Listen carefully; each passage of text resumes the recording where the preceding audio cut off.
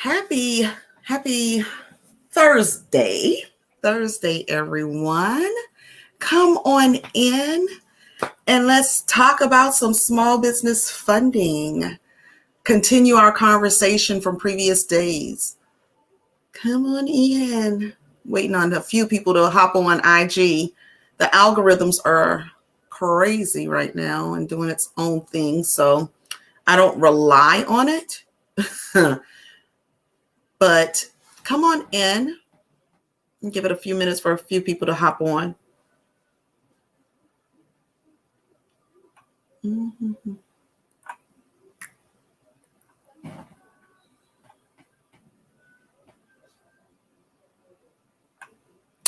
Come on in. And I just want to say welcome. For those of you who are new to my page, I am Tawana with Bryant Business Solutions, a 100% virtual tax and accounting firm based out of Columbia, South Carolina. Candace, I'm going to call you back. I promise. I'm going to call you back. Because I know you're talking trash, a lot of trash. Yeah, so let's get into this conversation. Hey, Sharon. Thank you. Thank you. Of course, I'm not going to be on here long. I'm not going to be on here long. Just want to start getting into some other areas. So Monday and last night, we're talking about the requirements to qualify for small business. Okay. For a small business loan. And in previous days, we talked about the fact that they look at your time in business, your personal and business credit scores, the annual business revenue and profit. Know and understand that revenue and profit are two different things, okay? Profit is what you have after your expenses. The revenue is what you actually earned. They look at your bank statements, your personal and business tax returns, the purpose of the loan and the amount of the loan to make sure that it makes sense for the amount that you're requesting for the loan's purpose, okay? The business plan, which is something that is vital that we very seldom see anymore, but it is very important when you're starting a business to have a business plan.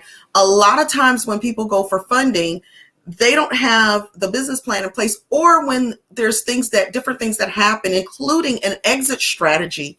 That is listed in the business plan. What are your optional exit strategies should something like COVID-19 happen? What is it that you plan to do if in the event that you have to close your business? What do you do if the business owner passes? So those things are actually listed in the business plan. Also making sure that your industry is listed properly, because there are some industries that are automatic, because of the level of risk, they automatically will not lend. Certain industries, such as the firearms business and any adult entertainment businesses, are automatically no-goes. And it's just because of the reputation of the lender and how it could affect the lender. So the next one that we're going to talk about tonight, and I'm trying to just kind of do 5 at a time. So tomorrow we'll wrap this up for us. But the next is the entity type and the importance of having the right entity for your business type.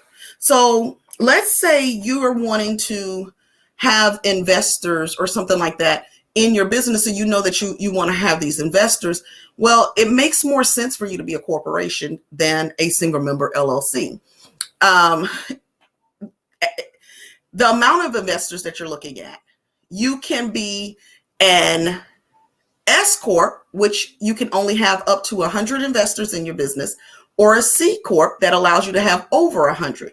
So you really want to, when you're creating your business and you're putting your business in place, you really look into the entity other than on the surface, but for long-term purposes. Okay.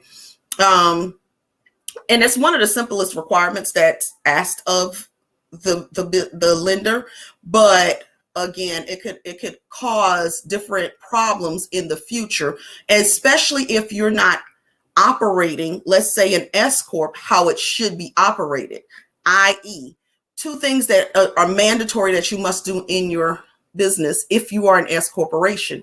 One, you should be paying yourself a reasonable salary. And two, you should be getting payroll on W-2 income. And a lot of people miss that. I see S corps where people just think, I guess you just pick one and I just do what I want to do. And you really got to get better about, well, we as a whole have to really get better about taking care of our business, and again, treating it like a business.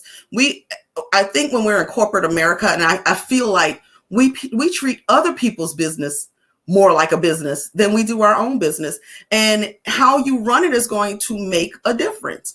Treat that business as good as, well, better than you treat somebody else's business, because you want to be able to put more. And I know people that give their blood, sweat, and tears to some of these companies, and you get out on your own and you're like, oh, I need to take a nap, or, because it's easy to do. It's convenient, you want to have that same discipline when you're in business for yourself. If you're not sure how to get disciplined, start block timing.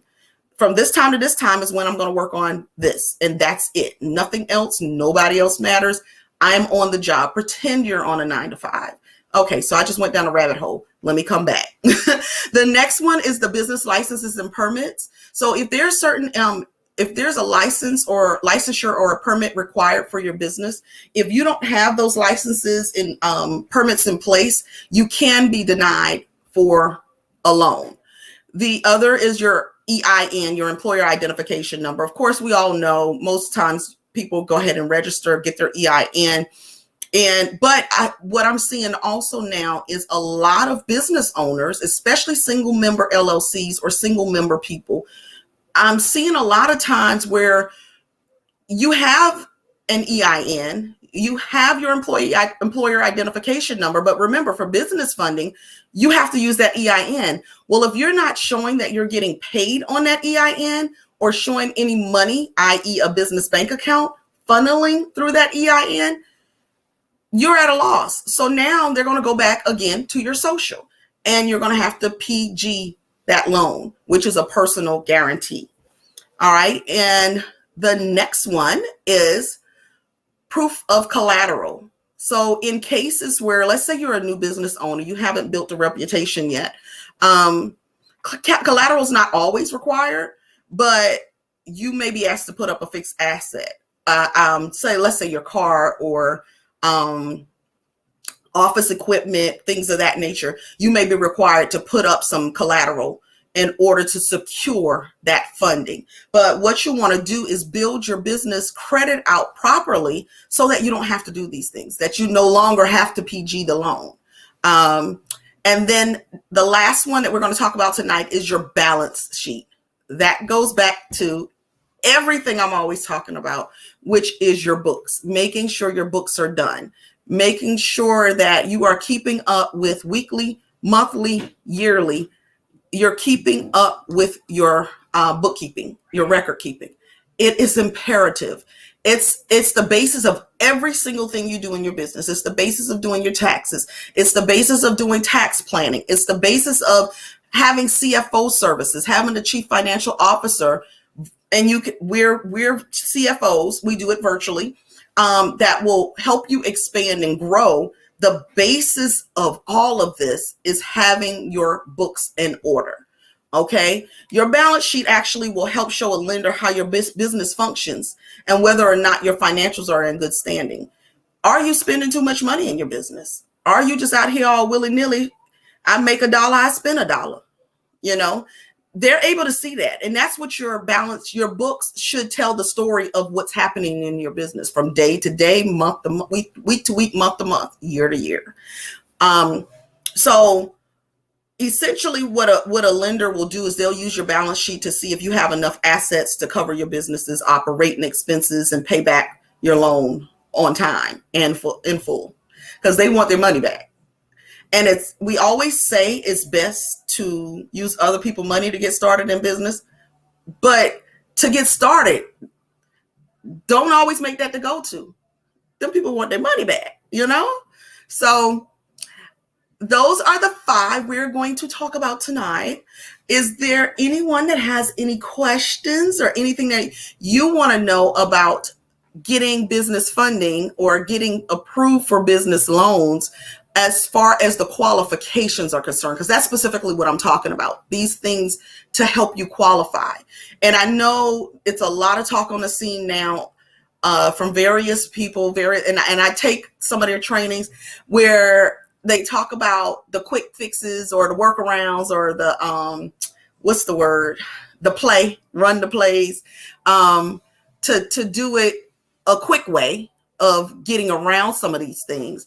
But in the long term, a lot of these things that you really should have in place, such as, let's say, a business plan, a lot of these things that you really should already have in place impacts other areas of your business. So why not do it right from the beginning? And I mean, if you have to use one of the loopholes in the beginning, fine, use it, do what you need to do, get what you need to get, but still revisit that and put your things in order the way that it should be. They always say the faster you make money, the faster you can lose it, because there's the structure is not there. The structure and the foundation is not solid. We're not going to build this house on quicksand. We're going to build it with a strong concrete foundation. So even if you throw it together real quick to do the necessary things to get the funding that you need to now do the next thing, then yes, so on Facebook and YouTube, she says that's what I should have done. Yeah, you're absolutely right, because but the other part of that is we spend a lot of time in business or getting started in business on the wrong things. If that makes sense to you. We spend a lot of time in areas that's important, but not the areas to truly succinctly get your business started, and to do those things again with the correct and proper foundation. So if you need assistance with any of this, link is in my bio. We would be more than happy to help you get those things up and running for you. Getting your business formation, getting your books set up, chart of accounts in place, the correct chart of accounts in place, making sure that you're amortizing those things that you should be amortizing and depreciating the things that you should be depreciating in your books properly. We're here to help. And we offer consultations as well. But if you have any questions, by all means, feel free to book a free 15-minute strategy session with us. The link is definitely in the bio. Chime in and we will be more than happy to help you. So we will be back tomorrow, because again, we're doing 30 days live for the entire month of June. And I will see you guys tomorrow. Have a good evening, everyone.